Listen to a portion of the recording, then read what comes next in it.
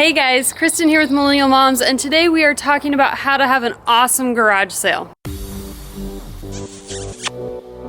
It is officially summer, which means it is garage sale season, which I love. I love getting rid of stuff. I love shopping at garage sales. I love all of it. Now, I'm getting ready to move. My family is moving from Alaska down to Oklahoma, so yeah, we're gonna have a big garage sale. A lot of this stuff we are taking with us, but a lot of it we're selling as well. So today I'm giving you my tips on how we are gonna manage our garage sale and hopefully make a ton of money. The first thing I recommend when you're prepping for your garage sale is to get super bright poster board for your signs. There's lots of garage sales happening at all times, so you wanna stand out as much as possible. When you're making your garage sale signs, there's a couple things you have to remember. The first is to put signs everywhere and make sure they're all the same color.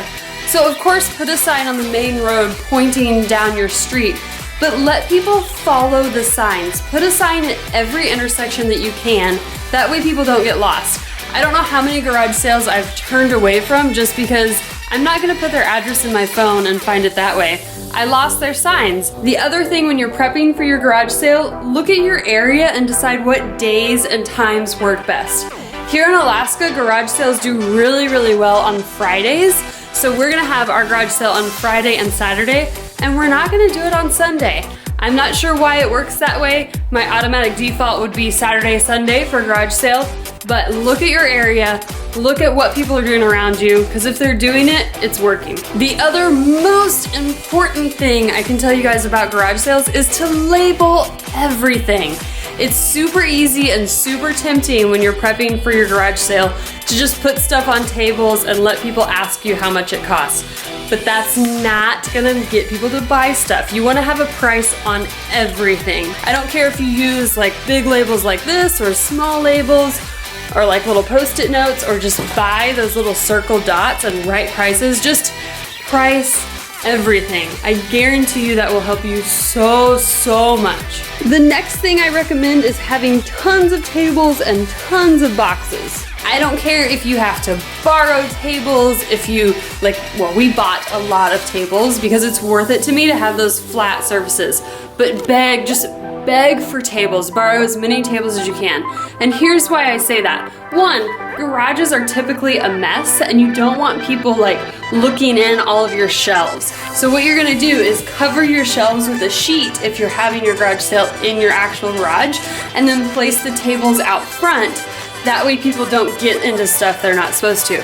The other thing with the boxes, if you have a long driveway like mine, look how long this driveway is. I'm not gonna have my garage sale in my garage. I'm gonna put it way down there at the end of the driveway. You don't want people to be super intimidated when they drive by. You want them to do that slow drive by, check out your stuff, see you have good stuff, and then stop. If you have a long driveway like this, they can't see my garage. That's way too far away.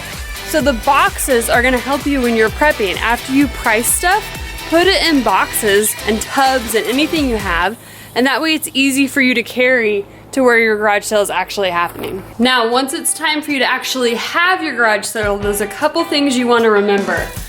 Have plastic bags, first and foremost. You want to encourage people to buy as much stuff as possible, and so if you have bags or extra boxes that they can take stuff home in and not have to juggle it in their arms, they're more likely to buy stuff. A lot of times if you go to your local grocery store, they'll give you bags, or you can maybe buy some bags from them for super cheap, or just save up for several months before your sale. Next, you always want to have a way for people to plug things in and test them.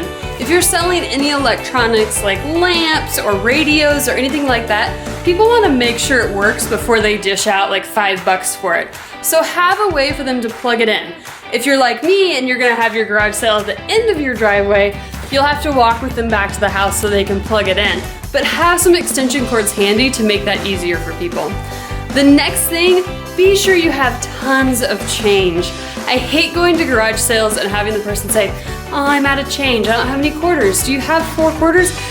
No, just go to the bank and get like tons of rolls of quarters and nickels and get tons of $1 bills and all of that stuff. The other thing that makes people buy more stuff is if you accept credit cards. I don't know if you guys have heard of the Square. A lot of businesses use a Square. It just plugs into your iPhone or iPad or something like that, and you can run credit cards on it. The Square is actually free to buy. You have to pay $10 when you order it, but they actually give you $10 back after your first transaction. So I recommend using the Square or something like that that allows you to accept credit cards, because heck, I would buy a lot more stuff if I could use my credit card instead of having to have the exact change. The last thing I recommend is to have a calculator. Now, a lot of people have smartphones and these have calculators on them. That's fine. Definitely use the calculator on your phone if you don't have one lying around your house.